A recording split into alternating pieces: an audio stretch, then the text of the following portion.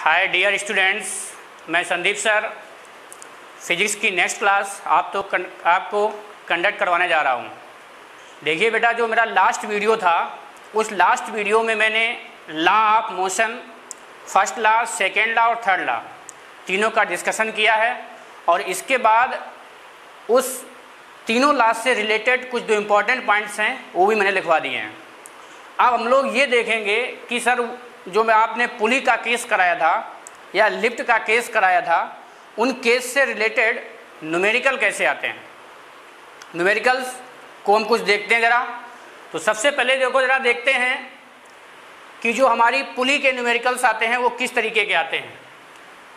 तो यहाँ सबसे आज का मेरा जो पहला टॉपिक रहेगा वो रहेगा पुली न्यूमेरिकल। देखो दिया क्या जाएगा, आपको इस तरीके से एक पुली दे दी जाएगी और बोल दिया जाएगा कि इस पुली में एक तरफ 10 केजी का मास लटका हुआ है या हैंग कर रहा है और दूसरे सिरे पर इसी रस्सी से 5 केजी का मास हैंग कर रहा है। अब आपसे पूछेगा कि ये जो रस्सी है ये वेटलेस है, दूसरी चीज़ ये जो पुली है ये फ्रिक्शनलेस है। इस चीज़ को ध्यान रखना। ये केस जब भी न्यूमेरिकल के आएंगे तो उसमें लिखा गएगा कि चिकनी गिरनी है। तो चिकनी गिरनी का मतलब हम समझ जाते हैं कि सर ये जो हमारी पुली होगी ये फ्रिक्शनलेस होगी, तो म्यू की वैल्यू तो यहाँ 0 होगी। अब देखो इस न्यूमेरिकल में पूछेगा कि ये जो डोरी है या ये जो स्ट्रिंग है, इस स्ट्रिंग में टेंशन कितनी है, इस स्ट्रिंग में टोटल टेंशन कितनी है। तो इस चीज़ को ध्यान रखना, जब भी कभी टेंशन होगी तो ब्लॉक से दूर की ओर होगी। ब्लॉक से हमेशा दूर की ओर टेंशन रहती है और इसमें आपको टेंशन पूछेगा और एक्सीलरेशन पूछेगा। जैसे मान लीजिए दिए गए क्वेश्चन में आपसे पूछेगा कि इस स्ट्रिंग में जो ये स्ट्रिंग है इसका एक्सीलरेशन क्या होगा। तो देखो कैसे सॉल्व करते हैं। सबसे पहले हम इसका FBD बनाते हैं। मैंने FBD की बात बताई है, body should be free from all forces and contact surfaces. जो हमारी बॉडी है वो कॉन्टैक्ट सरफेस से और उसमें जितने भी फोर्स एक्ट कर रहे हैं उनसे वो फ्री होनी चाहिए। तो ज़रा देखते हैं कैसे हम सॉल्व करेंगे। 10 केजी की FBD बनाएंगे और 5 केजी की FBD बनाएंगे। तो देखो इजी वे में हम क्या करेंगे, हमको पता है कि सर इसका वेट कहाँ कार्य करेगा, नीचे। तो वो क्या हो जाएगा, mg होता है तो mg का मतलब 10g हो जाएगा। इसका वेट क्या होगा 5g और 5g कहाँ वर्क करेगा, नीचे। ये मैंने कल आपको बताया भी था। तो देखो सबसे पहले इसकी बैलेंसिंग देख लो। इसमें हमें पता है कि सर मोशन कहाँ होगी, डाउनवर्ड, ठीक। और इसकी पता है सर ये मोशन कैसी होगी, अपवर्ड। तो इसके लिए जब इक्वेशन बनाएंगे तो ऊपर की तरफ फोर्स लिख लो और जो हमारे बचे हुए हों नीचे की तरफ लिख लो। तो ऊपर की तरफ कौन लग रहा है, T, और नीचे की तरफ क्या लग रहा है, mg। अब हमको पता है कि सर मोशन अगर इधर हो रही है तो इनर्शिया फोर्स कहाँ लगेगा, अपवर्ड। और इसको इनर्शिया फोर्स को हम लोग क्या कहते हैं, ma का मतलब क्या हो जाएगा 10 × a। तो देखो जरा इसकी इक्वेशन, ऊपर की तरफ क्या लग रहा है T प्लस ऊपर की ओर क्या लग रहा है 10 × a और नीचे की ओर क्या लग रहा है 10 × g। इक्वेशन नंबर फर्स्ट बना देना। दूसरे वाले में देखोगे तो मोशन हो रही है अपवर्ड, तो इनर्शिया फोर्स कहाँ होगा, नीचे की ओर। इसको क्या लिख देंगे 5a। अब देखो इसकी इक्वेशन बनाएंगे तो T हमारा कहाँ लग रहा है, ऊपर, ठीक। और इधर हमारा देख देंगे कि 5g कहाँ लग रहा है, नीचे। तो ध्यान देना जब ऊपर होगा तो कौन सा ज़्यादा होगा, T। तो क्या लिख देंगे, ऊपर की तरफ क्या लग रहा है, T, ठीक। और इसके बाद हमारा 5a कहाँ लग रहा है, नीचे की ओर। तो T = सीधे लिख दो आप क्या, 5a और प्लस 5g। अब इसको जरा देख लो क्वेश्चन को हम कैसे सॉल्व करेंगे। ये क्वेश्चन नंबर सेकंड हो गई, ये हमारी फर्स्ट हो गई। अब इसका मैं एक डायरेक्ट प्रोसेस भी बता दे रहा हूँ कैसे सॉल्व होगा। अगर आपको याद हो पा रहा है तो डायरेक्ट ट्रिक से भी सॉल्व कर सकते हैं इस क्वेश्चन को। तो देखो जरा हमको क्या पता करना है, a। तो हम क्या करें, t की वैल्यू डायरेक्ट पुट कर दें और a का आंसर टिक कर दें। तो t की वैल्यू जब से फर्स्ट इक्वेशन में पुट करेंगे तो ये हमारा क्या हो जाएगा 5a और ये हमारा प्लस का क्या हो जाएगा 5g प्लस का 10a = क्या हो जाएगा 10g। अब हमको पता है कि 5a और 10a कितना हो गया, देखो 15a और इस 5 को उधर ले जाएंगे तो ये हमारा कितना हो जाएगा 5g। जी की वैल्यू आपको क्वेश्चन में पहले से दे देगा 10 या फिर 9.81। यहाँ से एज इक्वल टू निकालेंगे तो 5/15 हो जाएगा, इंटू में 10 हो जाएगा। तो हमको पता है कि ये हमारा 5×3 = 15 होता है, ये 5 दूनी 10, तो ये कितना हो जाएगा 10/3 हो जाएगा।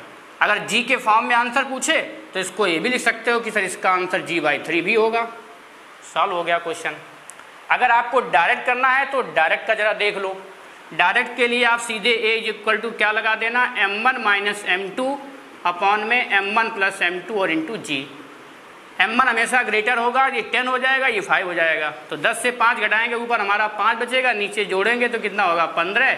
जी को लिखा रहने देंगे, 5 × 1 = 5, 5×3 = 15 हो जाएगा। इसका मतलब g/3 हमारा डायरेक्ट आ जाएगा। अगर ये प्रोसेस आपको याद रहता है तो यहाँ से लगा लीजिएगा, अदरवाइज आप एक BD बना के सॉल्व कर लीजिएगा। दोनों प्रोसेस से आंसर g/3 ही आएगा। अब देखो जरा, अगर ये पूछता कि इस पुली में टेंशन बताओ कि इस पुली में तनाव कितना होगा जो रस्सी घूम रही है, तो रस्सी में अगर तनाव पूछे कभी भी आपसे तो यहाँ से आप देखो T = यदि डायरेक्ट लगाना है तो कर सकते हो 2m1 m2 अपॉन में m1 + m2 इंटू जी, जैसा कि मैंने कल पढ़ाया भी था इसको आपको। तो यहाँ से 2 और m1 की वैल्यू कितनी है 10, m2 की वैल्यू 5 है, और नीचे दोनों को जोड़ोगे तो क्या हो जाएगा 15। जी आप लिखा रहने दो यदि जी के फॉर्म में आंसर पूछ रहा है, अदरवाइज 10 पुट कर देना। तो ये आपका क्या हो जाएगा, देखो 5×3 = 15 हो जाएगा, तो ये क्या हो जाएगा 20/3 इंटू जी। यदि जी के फॉर्म में आंसर दे रहा है तो यहीं छोड़ देना, और अदरवाइज जी की वैल्यू पुट कर देना, 10 या 9.81 जो भी दे यहाँ पुट करके टी के आंसर सीधे सीधे लगा देना। तो आपका ये हो जाएगा 200/3। ये हमारा हो जाएगा न्यूटन में, चूँकि टेंशन है और टेंशन एक क्या होता है फोर्स। इस तरीके से इस क्वेश्चन को हम सॉल्व करेंगे। अब देखो, अगर आप बोलो कि नहीं सर हमें ये वाला डायरेक्ट वाला ट्रिक नहीं याद आया, तो नहीं याद आया तो फिर बेटा आप ए का मान जो निकाल चुके हो उसको क्या कर देना, इसी इक्वेशन में पुट कर देना, तो टी की वैल्यू फाइंड आउट हो जाएगी। तो ये दोनों तरीके हैं आपको सॉल्व करने के, ध्यान रखना। लेकिन अगर क्वेश्चन में ये पूछे कि जिस पॉइंट पर पुली बंधी हुई है वहाँ पर टोटल फोर्स कितना वर्क करेगा, तो यदि टेंशन एट आर पॉइंट पूछे तो ये बेटा 2t के बराबर होता है, क्योंकि हमें पता है इधर एक t ये लग रहा है और इधर एक t ये लग रहा है, और दोनों टेंशन को बियर कौन करेगा, ये वाला पॉइंट। तो ये वाला पॉइंट क्या होगा 2t। तो यहाँ हम 2t के हिसाब से सॉल्व करेंगे। t हमारा ये है तो कर देंगे सर ये 400/3 हमारा क्या आ जाएगा न्यूटन। ऑप्शन के हिसाब से जो भी आए उसको आप टिक कर दीजिएगा। तो ये तो हो गई आपके पुली के एक क्वेश्चन। और जरा देखते हैं भाई,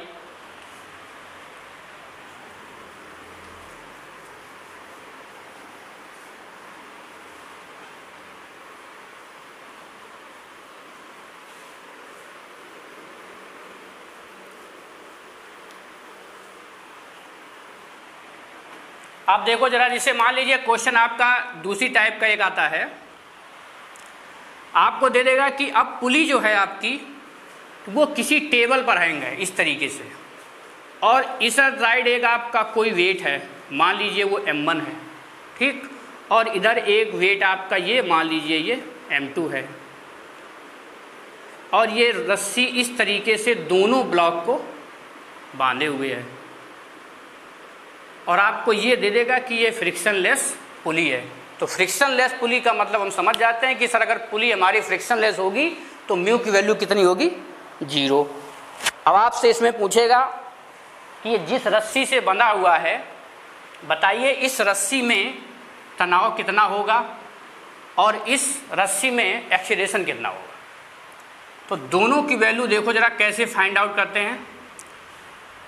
आप दोनों की बीडी बनाना यदि सीख गए तो बेटा इससे इजी कोई तरीका नहीं होता है, कोई ट्रिक नहीं है, कोई प्रोसेस थ्रू नहीं रहेगा, आपका सिंपल सा एक जनरल प्रोसेस रहेगा जिसको अप्लाई करोगे सीधे क्वेश्चन का आंसर निकल आएगा। तो देखो जरा, ये बीडी बनाना सीखोगे तो कहोगे सर इसकी जब ये बीडी बनाएंगे तो हम एक चीज़ समझ गए होंगे कि सर m1g कहाँ वर्क करेगा, नीचे की ओर, तनाव टेंशन कहाँ होगा, ऊपर की ओर, और हमको पता है कि सर वो दे देगा बॉडी मोशन कहाँ कर रही है, इस तरीके से ये क्वेश्चन में दिया रहेगा मोशन किधर हो रही है। तो यदि मोशन इधर हो रही है इसका मतलब m1g हमारा ज़्यादा होगा, t हमारा कमज़ोर होगा। तो मोशन यदि नीचे हो रही है तो ध्यान बस ये देना है कि इनर्शिया फोर्स हमेशा मोशन के जस्ट अपोजिट लगता है और ये होता है ma के बराबर, तो ये क्या हो जाएगा m1a, ये हम आपको पढ़ा चुके हैं। तो इसको सॉल्व कर लीजिएगा। ऊपर की तरफ देखो आपका t लग रहा है, दूसरा क्या लग रहा है प्लस का m1a लग रहा है और इक्वल टू में क्या लग रहा है m1g। इक्वेशन नंबर फर्स्ट यहाँ डाल दीजिएगा। अब इसको देखो, ये ब्लॉक क्या है, किसी सरफेस पे रखा हुआ है और ये सरफेस आपको पहले दे देगा कि घर्षणहीन है या फ्रिक्शन लेस है। तो जब इसकी ये बीड़ी बनाओगे तो इसकी ये बीड़ी देखो कैसे बनाओगे। ध्यान ये देना, मोशन जिधर हो रही हो उसी से हमको मतलब है, रिएक्शन फोर्स से हमें कोई लेना देना नहीं है। ठीक, तो देखो जरा m2 को जब आप इस तरीके से रखोगे तो हमको पता है t सर कहाँ लगेगा, इधर की ओर, तो मोशन कहाँ होगी, इधर की ओर, क्योंकि ये नीचे आएगा तो ये इधर जाएगा। इसका मतलब सर इनर्शिया फोर्स कहाँ लगेगा, जस्ट अपोजिट, और वो किसके बराबर होगा, m2 इंटू a के। तो यहाँ से यदि हम t बराबर लिखें तो ये हमारा क्या हो जाएगा, m2a। रिएक्शन फोर्स पूछा नहीं, हम लगाएंगे नहीं।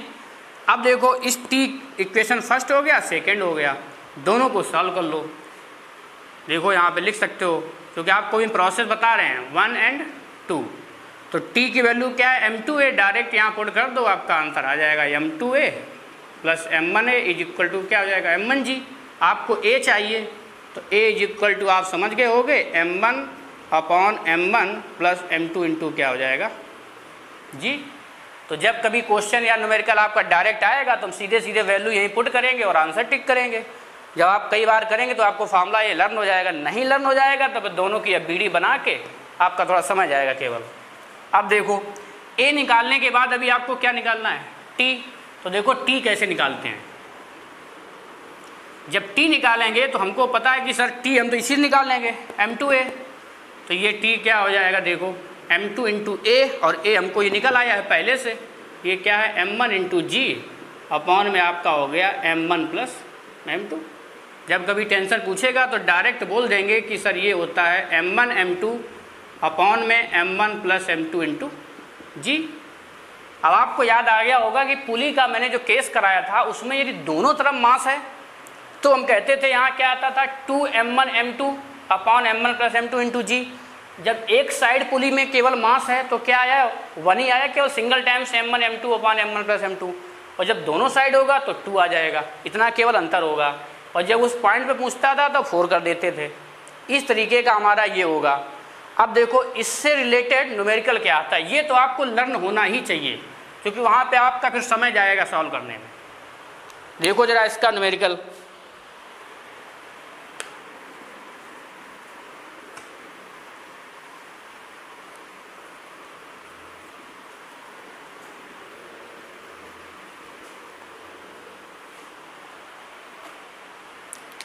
देखो इसमें आपका न्यूमेरिकल इस टाइप का आता है कि एक मास 7 kg का इस तरीके से रखा है और दूसरा मास इधर साइड 3 kg का रखा हुआ है।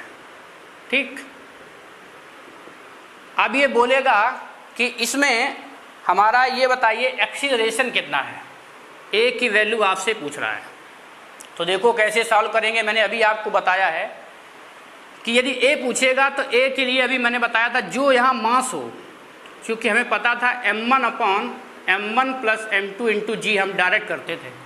तो अगर यहाँ हम डायरेक्ट पुट करें तो m1 हमारा कितना है 3, m2 कितना है 7, तो दोनों को जोड़ेंगे क्या हो जाएगा सीधे 10। जी हमारा इधर लिखा हुआ है, तो हम अगर इसको डायरेक्ट करें तो a इक्वल टू क्या हो जाएगा 3 और इंटू में ये आपकी जी की वैल्यू रख देगा। 10 दिया है तो 10 रख दीजिएगा और इधर आप नीचे रख दीजिएगा अपना 10, इससे आपका सीधे सीधे कट जाएगा। तो a इक्वल टू क्या आ जाएगा 3 मीटर पर सेकेंड स्क्वायर।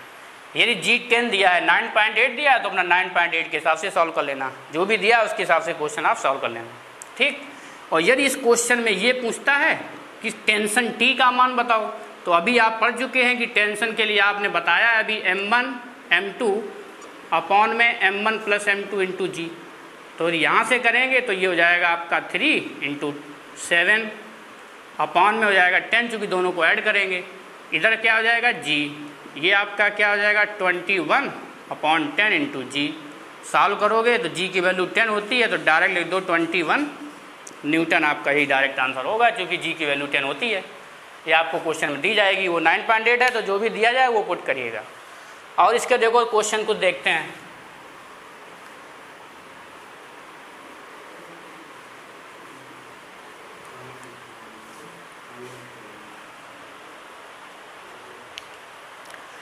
देखो कनेक्टेड बॉडीज का न्यूमेरिकल देख लो, क्योंकि यहाँ पे जब क्वेश्चन आता है तो यहाँ पे थोड़ी प्रॉब्लम होती है। जब कनेक्टेड बॉडीज का कभी भी न्यूमेरिकल आए तो हमेशा जिधर फोर्स लग रहा है उस पर ध्यान नहीं देंगे, बाकी को सॉल्व करेंगे। जैसे आपको मान लीजिए, पहले मैं बता रहा हूँ प्रोसेस, फिर आपको न्यूमेरिकल एक बताऊँगा कि आपका एक मास ये रखा है m1 और इसी से साथ में एक मास रखा है m2, और इधर से आपको दे देगा कि इसे F बल से खींचा जा रहा है या पुल किया जा रहा है। ठीक, एग्जाम में आपसे पूछेगा क्या, कहेगा m1 पर कितना फोर्स वर्क करेगा। ध्यान से देखना, वो पूछेगा कि m1 पर फोर्स कितना वर्क करेगा, और ये फ्रिक्शनलेस सरफेस है। तो हम करेंगे क्या, m1 पर फोर्स पूछ रहा है और टोटल कितना है कैपिटल F, तो जिस पर पूछेगा उसी की हम क्या करेंगे, यहाँ से ब्रेक कर लेंगे। अब हमको पता है कि सर इस पर यदि F फोर्स लगेगा तो कुछ ना कुछ फोर्स इस पर भी आएगा। ठीक, तो जब मोशन करेगा तो उसके लिए आपको एक्सीलरेशन चाहिए। तो पहले तो आप क्या करना, सीधे फोर्स इज इक्वल टू, हमको पता है m इक्वल टू क्या होता है a, और m क्या है m1 प्लस m2, और इंटू में आपका क्या हो जाएगा a, ये हो जाएगा f। तो a इज इक्वल टू हमको पता हो गया f अपॉन m1 प्लस क्या हो गया m2, क्योंकि हमको पता है जिस एक्सीलरेशन से ये बॉडी मूव करेगी उसी एक्सीलरेशन से ये भी बॉडी मूव करेगी, क्योंकि एक चलेगी तो दूसरी भी चलेगी, सिंपल सी बात है। अब देखो एक्सीलरेशन दोनों का तो बराबर ही होगा। अगर क्वेश्चन पूछेगा एक्सीलरेशन कितना होगा तो डायरेक्ट आप यहाँ सॉल्व कर दीजिएगा, लेकिन वो पूछ रहा है m1 पर कितना फोर्स एक्ट करेगा। तो देखो जरा कैसे सॉल्व करेंगे। मैं आपको डायरेक्ट तो ये बता दे रहा हूँ, यदि आपको डायरेक्ट याद करना है कि जिस पर फोर्स पूछे उसी को लिखना, बाकी को छोड़ देना। इस पर जैसे आपका F वर्क कर रहा था, तो F इस पर वर्क कर रहा था, तो हम जब यहाँ पे इसको ब्रेक करेंगे तो फोर्स वाले कंडीशन को भूल जाएंगे, उधर वाले को भूल जाएंगे, जिस पर निकालना है उस पर ध्यान देंगे। तो हमको पता है कि सर यदि इस पर मान लीजिए स्मॉल f फोर्स है, यहाँ पे मैंने लिख दिया है स्मॉल f है, तो small f is equal to केवल कर देना m1 इंटू a, और a आप निकाल चुके हो, वो क्या है capital F upon m1 plus m2। Question आपका यहीं से सीधे सीधे सॉल्व हो जाएगा। अब देखो, जब न्यूमेरिकल अगर आपको ये बोलोगे कि सर हमें नहीं इसका प्रोसेस बताओ, ये तो आपने एक ट्रिक बता दी कि जिधर फोर्स वर्क कर रहा है उसको छोड़ देंगे, जिस पर पूछा गया है उसको ले लेंगे। तो यदि आपको प्रोसेस याद करना है तो इधर देखो कि इसका प्रोसेस क्या है, ये कहाँ से आया है, वो भी इजी। इसको यहाँ ब्रेक किया है तो हमको ये पता हो गया कि सर जो आपका m1 वाला मास है इसमें इधर तरफ एक ही फोर्स F लगेगा केवल। ठीक, और जो दूसरा वाला ब्लॉक आपका ये रखा था, इधर तरफ क्या लगेगा F, ये F अगर इधर लगेगा तो इसका मतलब ये हुआ कि ये वाला सरफेस इस पर रिएक्शन फोर्स भी लगाएगा, क्योंकि दो सतह हो गई हैं। इसका मतलब रिएक्शन आप इस तरीके से यहाँ पे कोई एक मान लीजिएगा, वही रिएक्शन क्या होगा F, क्योंकि एक्शन क्या हो रही है F स्मॉल f, इस सरफेस पर एक्शन हो रही है स्मॉल f, तो रिएक्शन भी कितनी होगी, स्मॉल f ही होगी। देखो जरा, जब इसको सॉल्व करोगे तो बोलोगे सर मोशन कहाँ हो रही है इधर, तो ज़्यादा कौन है कैपिटल F, तो लिख देना capital F minus small f, और ये आपका जो भी मास है m2 है तो इसको लिख देना क्या m2 इंटू a। अब देखो जरा, जब दूसरे वाले के लिए कहोगे तो बोलोगे सर इसमें तो सीधे सीधे F बराबर क्या है m1 इंटू a के, दोनों को जरा ऐड कर दो तो capital F is equal to क्या आ गया m1 plus m2 into a। जब हमसे a बराबर पूछेगा तो क्या करेंगे F upon m1 plus m2। ये प्रोसेस से हो गया, ये मैंने आपको डायरेक्ट बता दिया था। ठीक, अब अगर आप यहाँ ये बोलोगे कि सर आपने a निकाल दिया, हमको चाहिए स्मॉल f, तो कोई दिक्कत नहीं है, small f is equal to m1 into a है, इस a को यहाँ पुट कर दो तो ये प्रोसेस से आपका यहाँ भी निकल आएगा, ये आपका कैपिटल F हो जाएगा यहाँ पे। और ये हो जाएगा m1 प्लस m2। तो ये वो फोर्स होगा जो कॉन्टैक्ट सरफेसेस पे वर्क कर रहा होगा। डायरेक्ट याद करना है डायरेक्ट याद कर लो, प्रोसेस से याद करना है तो यहाँ प्रोसेस से याद कर लो। देखो जरा कॉन्टैक्ट फोर्सेस का कैसा न्यूमेरिकल आता है।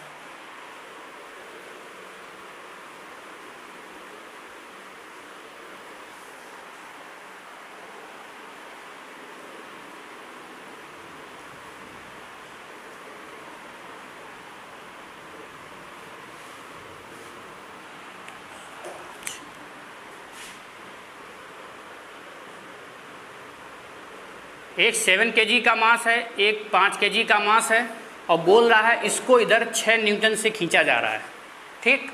और आपसे बोल रहा है कि हमको ये बताइए 5 kg के मास पर कितना फोर्स एक्ट करेगा, जबकि जो हमारी सरफेस है वो फ्रिक्शनलेस है या घर्षणहीन है। तो 5 kg पे लगने वाले ये आपका बल का मान आपसे पूछ रहा है। ऑप्शन में मान लीजिए, चलो यहाँ पे मैं बता दे रहा हूँ, 2.5 न्यूटन, 3 न्यूटन, 5 न्यूटन, 7 न्यूटन, इस तरीके से आपसे ऑप्शन दिए जाएंगे। इसमें 3.5 न्यूटन, तो ए ऑप्शन हो गया, बी हो गया, सी हो गया, डी हो गया। अब इस क्वेश्चन को आपको सॉल्व करना है। छोटे वाले बॉडी पे आपको फोर्स निकालना है कितना वर्क करेगा।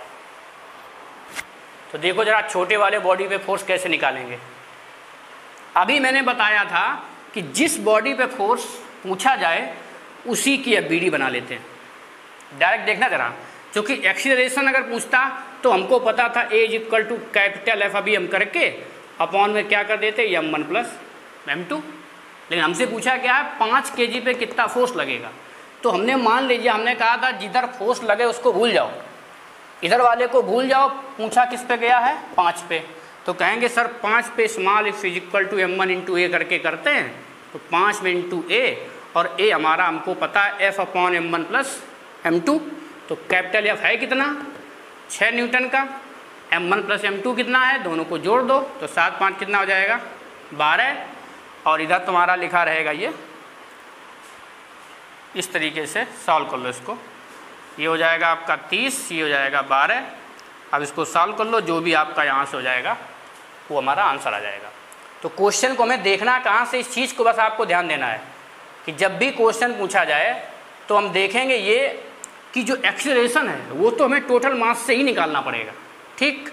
और जो हमारा जिस बॉडी पे पूछा जाए, जिस पे भी पूछा जाए, उसके दूसरी तरफ जिधर फोर्स लगा है उसको भूल जाते हैं और बाकी उसी के लिए लिखेंगे m1 × a। तो m1 है कितना 5, a कितना होता है टोटल F/m1 प्लस m2। तो टोटल F कितना दिया गया है 6 न्यूटन का, m1 प्लस m2 कितना है 7 + 5 क्या कर देंगे 12। अब जो भी हमारा यहाँ से आएगा उसी को लिख देंगे, सर हमारा यही क्या हो जाएगा आंसर। क्योंकि हमारा 2 पॉइंट समथिंग आएगा, 12 दूनी 24 हो जाएगा। तो ये आपका कितना बच जाएगा 6, तो 12 × 5 = 60, इसका मतलब 2.5 न्यूटन ये आपका आंसर आ जाएगा। इस तरीके से कनेक्टेड बॉडीज़ के क्वेश्चंस को करना है। और अगर ध्यान रखना इस चीज़ को कि अगर 2 से ज़्यादा बॉडी हैं तब देखो कैसे सॉल्व करेंगे। मान लीजिए आपकी इस तरीके से कई कनेक्टेड बॉडी दे दिया उसने, ठीक, और इधर लिख दिया कि कैपिटल F4 से खींचा जा रहा है, इधर लिख दिया m1 है, इधर लिख दिया m2 है, इधर लिख दिया m3 है, ठीक। और आपसे बोलेगा कि T1 बताओ, T1 टेंशन या यहाँ ये सीधे आप T2 कर दो, क्योंकि m2 है तो T2 कर दो, यहाँ पे आसान रहेगा। ये m3 है तो T3 कर दो। अगर पूछता है कि m2 पर लगने वाले फोर्स का मान बताओ, m3 पर लगने वाले फोर्स का मान बताओ, देखो बहुत ईजी है। जब m2 पर पूछे तो इस तरीके से ब्रेक कर देना, जिस पर फोर्स लग रहा है उसको पहले भूल जाना, ठीक। तो इस पर पूछ रहा है ना, तो इसका मतलब T2 जो होगा उधर मास कौन कौन से बचे हमारे, m2 भी बचा है और प्लस m3 भी बचा है। तो m2 प्लस m3 और m2 क्या करना पड़ेगा a, क्योंकि हमको पता है टेंशन हो या फोर्स हो होता क्या है T = ma के बराबर। अब देखो a कहाँ से लाओगे, a तो मैंने आपको पहले ही बता दिया है कि जब कभी a की ज़रूरत पड़े तो m2 plus m3 total F लिखना और सारे मास जोड़ देना।